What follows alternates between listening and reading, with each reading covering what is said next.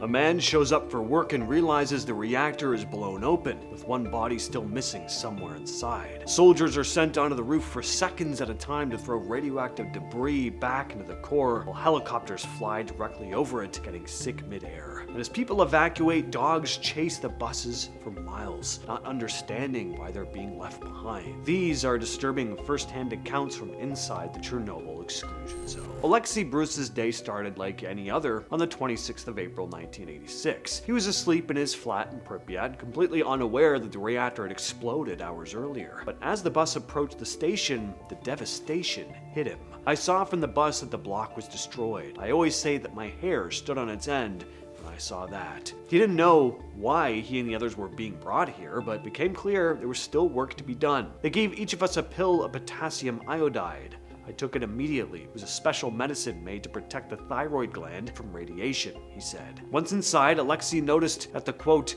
upper part of the reactor and the separator barrel were open. The main circulating pump was seen from the outside. Down the reactor, I saw the reactor's emergency cooling system, all ruined. Its pieces were mixed with slabs of concrete. I was stepping over lumps of black graphite. I didn't want to admit to what I saw, just like many other people, that it was black graphite. Oleksiy and his team were tasked with rescuing the injured and stabilizing equipment to prevent even more disaster, saying, "We saved and brought everyone out, except for one person. He is still somewhere there, inside the reactor." When describing the work, he compared it to a, quote, computer game in which the gamer goes through various perils that await him at every step. Besides radiation, is slabs of concrete hanging by a thread ready to fall. One of my coworkers heard the explosion, looked up and saw a concrete slab falling on him. He started running and the slab fell behind him. And while he was running away from the hall, about 5 slabs fell behind him like dominoes. He survived, but he couldn't run away from the radiation disease. Boris Brilovich was 41 when he was sent into the Chernobyl zone, about 2 months after the explosion. He was based around 30 kilometers from the plant, working in a unit tasked with building dams to stop contaminated water from spreading.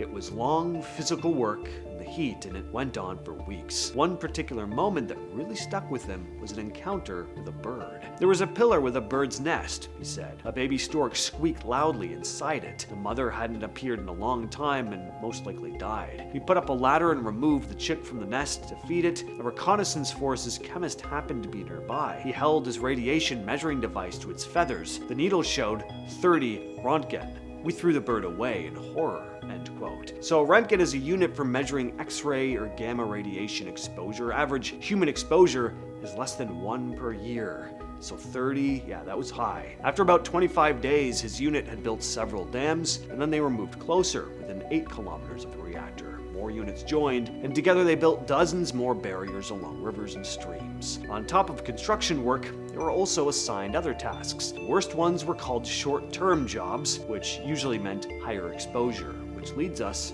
to our next story. Boris Brilovich was also part of a team carrying out an incredibly dangerous and time-sensitive task. Before the reactor could be sealed, there was a problem no one had solved yet. Pieces of the core, uranium fuel mixed with graphite and metal, were scattered across the roof, and they were just sitting there, putting out massive radiation. They tried using robots first, Soviet ones, even machines brought in from other countries. None of them worked. Some couldn't move properly over the debris, others just failed completely. The radiation fried their systems, so they sent people. Before anyone went up, a lieutenant colonel in a protective suit measured the area. His measurements determined that liquidators could not remain there for more than 3.5 minutes, Brilovich said. Some spots, it was just 20 seconds. One had to grab any object he could, run to within no closer than 2 meters of the breach, and throw it in there, then run for cover. Heavy pieces were tackled collectively or dragged on a stretcher, Brilovich said.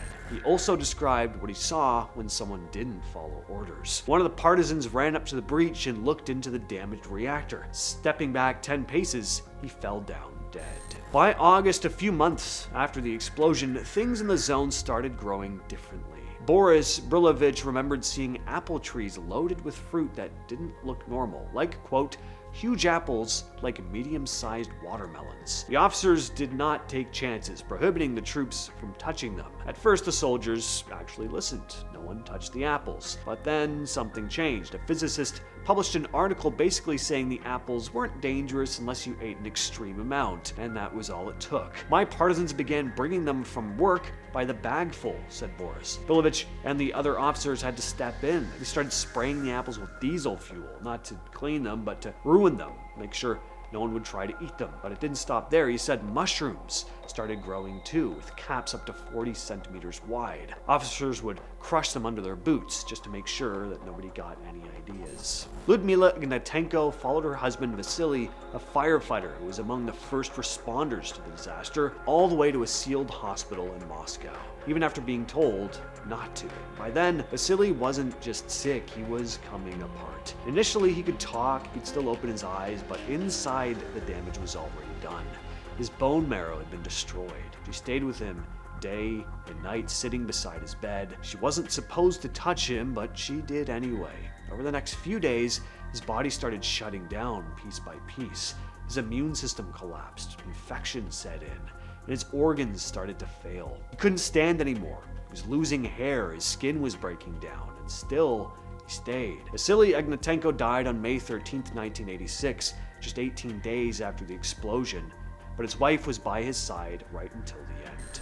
Yuri Fedorov was 40 when he got sent to Chernobyl, taking over for a colleague in a chemical protection brigade near Pripyat. He thought the worst was already over. By December 1986, the sarcophagus was finished, but he quickly realized it wasn't really. He arrived at a camp about 40 kilometers from the plant on December 18, 1986. The camp held roughly 2,500 servicemen. Fedorov spent most of his 60-day deployment at the plant.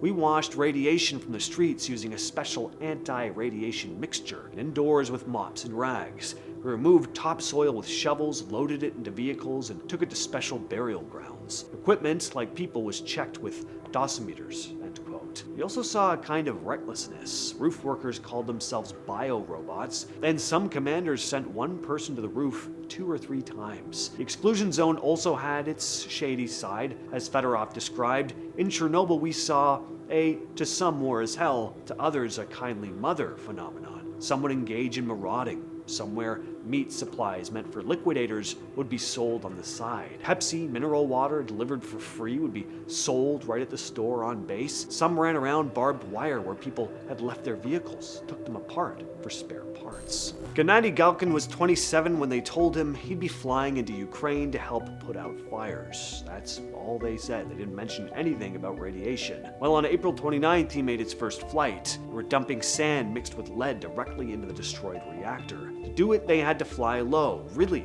low. Galkin said their dosimeter was already maxed out, completely useless. Each run followed the same pattern. Load up near a quarry, then descend from around 700 meters down to about 200, sometimes even lower, right over the open reactor. Inside the cabin, it turned into an oven. Temperatures hit around 80 degrees Celsius. No proper protective gear either. They just had sheets of lead laid on the floor. Galkin later said, "I felt uneasy. I was young. I had just gotten married. Eventually the symptoms kicked in. Burning skin, nausea, vomiting. He stayed for 10 days. Years later, at 37, he was grounded and forced into early retirement. Most of the men he flew with didn't live long after."